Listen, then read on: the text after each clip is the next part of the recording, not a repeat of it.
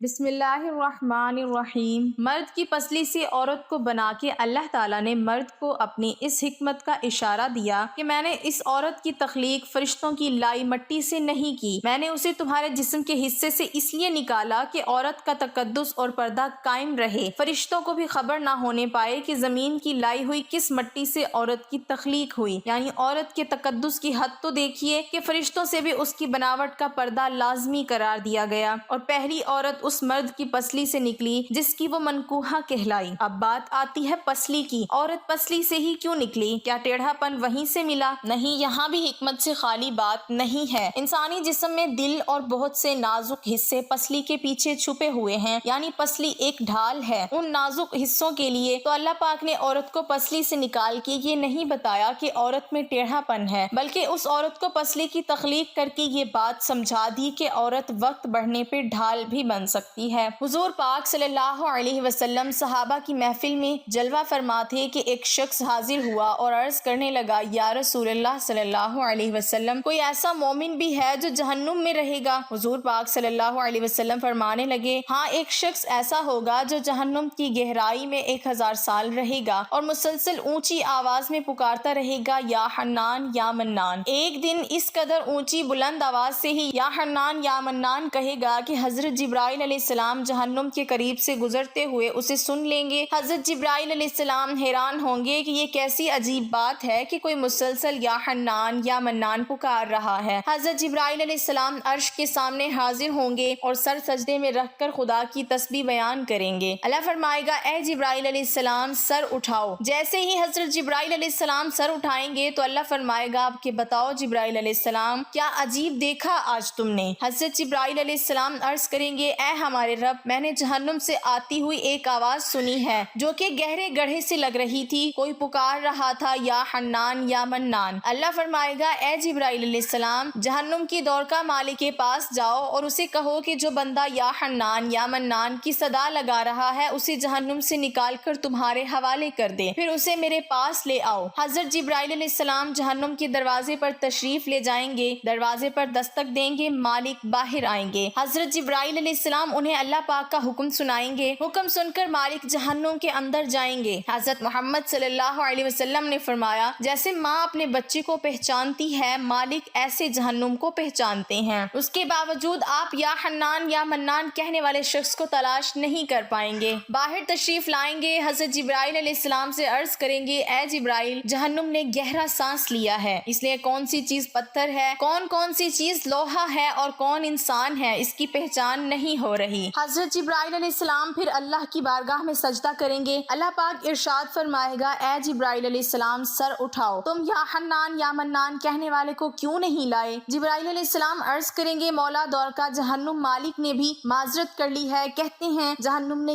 گہری سانس لی ہے، اس وجہ سے پتھر، لوہے اور انسان کے درمیان کوئی فرق نہیں بچا ہے، تو یہ سب جل کر کوئلہ بن چکے ہیں، کسی چیز کی پہچان نہیں ہو پا رہی۔ اللہ فرمائے گا، جبرائیل، مالک سے کہو میرا بندہ جہنم کے فلاں گڑھے میں فلاں کونے میں اس حالت میں پڑا ہوا ہے۔ حضرت جبرائیل علیہ السلام جہنم کے دروازے پر جائیں گے اور حضرت مالک کو یا حنان یا منان پکارنے والے کا پتہ بتائیں گے۔ حضرت مالک جہنم کے اندر جائیں گے اور دیکھیں گے ایک شخص ہے، اس کے پاؤں اس کی پیشانی کے ساتھ اور اس کے ہاتھ گردن کے ساتھ بندھے ہوئے ہیں اور جہنم کے سانپ بچھو اس کے ساتھ لپٹے ہوئے ہیں۔ مالک اس کی زنجیریں توڑ دیں گے اور جہنم سے نکال کر حضرت جبرائیل علیہ السلام کے حوالے کر دیں گے۔ حضرت جبرائیل علیہ السلام اسے عرش الہی کے سامنے لے کر حاضر ہوں گے، سر سجدے میں رکھیں گے۔ اللہ پاک فرمائے گا، جبرائیل علیہ السلام، سر اٹھاؤ۔ جبرائیل علیہ السلام سر اٹھائیں گے۔ اللہ پاک اس بندے سے فرمائے گا، اے بندے، کیا میں نے تیری بہترین تخلیق نہیں کی تھی؟ کیا میں نے تیری طرف رسول نہیں بھیجے تھے؟ کیا میرے رسولوں نے تمہیں میری کتاب نہیں سنائی تھی؟ کیا میرے رسولوں نے تمہیں نیکی کا حکم نہیں دیا تھا؟ کیا تجھے برائی سے منع نہیں کیا تھا؟ وہ بندہ ساری باتوں کو مانے گا، اقرار کرے گا، یا اللہ، تو نے میری بہت اعلیٰ تخلیق فرمائی، تیرے رسول بھی تشریف لائے اور انہوں نے تیرے احکام بھی سنائے۔ اللہ پاک فرمائے گا، فلاں فلاں گناہ کیوں کیا؟ وہ عرض کرے گا، یا اللہ، میں نے اپنی جان پر ظلم کیا جس کی سزا میں مجھے جہنم میں ڈال دیا گیا۔ اے اللہ، اس کے باوجود میری امید نہیں ٹوٹی، مجھے تیری رحمت سے امید تھی، میں یا حنان یا منان پکارتا رہا۔ مولا، تو نے مجھے اپنے فضل سے جہنم سے نکالا ہے، یا اللہ مجھ پر رحم فرما۔ اللہ پاک فرمائے گا، اے فرشتوں، گواہ ہو جاؤ، میں نے اس پر رحم کیا اور اسے معاف کر دیا۔ ناظرین، آئیے اپنا اپنا محاسبہ کرتے ہیں۔ کیا ہم میں کوئی ایسا ہے جو کہہ سکے کہ میں اپنے ایمان کا حساب کر سکتا ہوں؟ اپنی اپنے گریبانوں میں نظر ڈالیں، کوئی ایسی خوبی جس پر ہمیں یقین ہو کہ ہمیں دوزخ میں نہیں ڈالا جائے گا۔ ہزاروں سال کی عبادتیں بھی رد ہوتی دیکھی گئی ہیں، تو بس اللہ سے دعا کرتے ہیں کہ اللہ، ہم جانتے ہیں کہ اگر ہمارے ایمان کا سخت حساب لیا گیا تو یقیناً ہم نہیں بچ پائیں گے، ہم بے حد گناہ گار ہیں، لیکن اے اللہ، ہم تیری رحمت کا سوال کرتے ہیں، ہم سے حساب اپنے عدل و انصاف پر نہ لینا بلکہ ہم پر اپنی رحمت اور عطا کا سایہ رکھنا۔ اے اللہ پاک، ہماری دعا کو قبول فرما۔ قیامت کے دن جب لوگوں کے ایمان کا حساب و کتاب ہو رہا ہوگا، پر کچھ لوگ ایسے ہوں گے جن کو اللہ تعالیٰ بغیر حساب کے جہنم میں بھیج دے گا۔ صحابہ کرام رضوان اللہ علیہم اجمعین نے عرض کی، یا رسول اللہ صلی اللہ علیہ وسلم، وہ کون سے لوگ ہوں گے؟ نبی کریم صلی اللہ علیہ وسلم نے فرمایا، ظالم حکمران، وہ تاجر جو جھوٹ بولتا ہو، وہ بوڑھا شخص جو زنا کرتا ہو۔ نبی کریم صلی اللہ علیہ وسلم نے فرمایا، جس شخص میں یہ 3 عادات پائی جائیں وہ جاہل ہے، جو سننے سے پہلے ہی جواب دینا شروع کر دیتا ہے، بات کو سمجھنے سے پہلے ہی جھگڑا شروع کر دیتا ہے، علم نہ رکھنے کے باوجود فیصلے شروع کر دیتا ہے۔ اللہ پاک ہم سب کو نیک عمل کرنے کی توفیق عطا فرمائے، آمین۔